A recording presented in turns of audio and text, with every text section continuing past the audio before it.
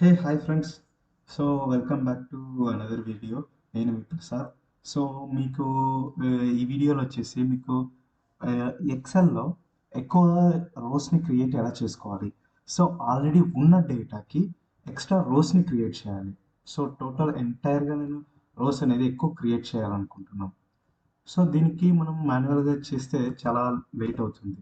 So ఇప్పుడు for example నేను రాజేష్కి 3 రోస్ని extra add చేయాలనుకుంటున్నాను. సో గణేష్కి యాడ్ చేయాలనుకుంటున్నాను. అలాగే శంకర్కి, ప్రసాద్కి. సో ఇలా ఈచ్ పర్సన్కి నేను రో అనేది ఎక్స్ట్రా యాడ్ చేయాలనుకుంటున్నాను 3 రోస్. ఇలా షీట్ మొత్తం చేయాలి. సో మనకి మాన్యువల్గా చేస్తే చాలా టైం పట్టుకుంటుంది. సో ఒక్కొక్క పర్సన్కి క్రియేట్ చేసేలోపు మనకు చాలా టైం వేస్ట్ అవుతుంది. సో దీనికి నేను ఒక చిన్న సింపుల్ ట్రిక్ చెప్తాను. ఈ ట్రిక్ ద్వారా మనము మొత్తం రోస్ అనేది క్రియేట్ చేయొచ్చు, ఎంటీ రోస్ ఈచ్ పర్సన్కి. సో అది ఎలా అనేది మీకు ఇప్పుడు చూపిస్తాను చూడండి. సో ఫస్ట్ మనకి ఇది టేబుల్.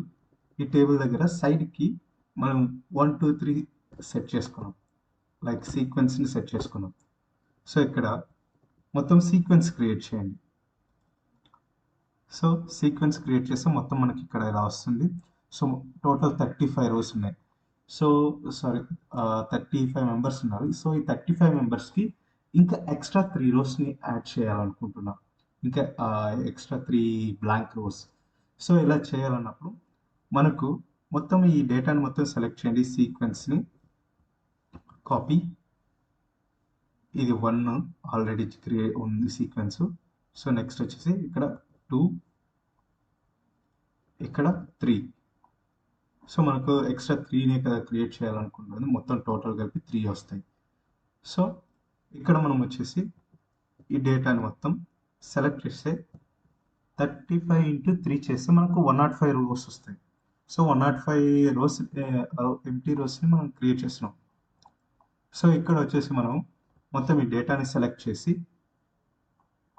ఫిల్టర్ దగ్గరికి వెళ్ళేసి ఇక్కడ sort smallest to largest, sort largest to smallest అని ఉంది.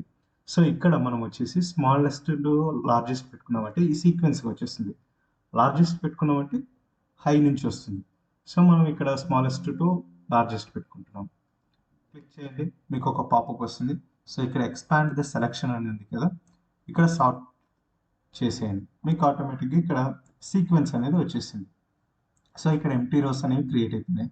రాజేష్కి టోటల్ 3 రోస్. సో గణేష్కి 3 రోస్, శంకర్కి 3 రోస్, ప్రసాద్కి 3 రోస్. సో ఇలా మొత్తం మనకి షీట్లో ఉన్న డేటాకి మొత్తం వచ్చేసింది. సో ఇలా చేయడం వలన మనకు టైం అనేది చాలా సేవ్ అవుతుంది. సో ఇది గైస్, మీకు ఈరోజు ఈ వీడియో అర్థమైంది అనుకుంటున్నాను. సో ఈ వీడియో మీకు నచ్చినట్లయితే కనుక లైక్ చేయండి, షేర్ చేయండి, సబ్స్క్రైబ్ చేసుకోండి. Thank you for watching.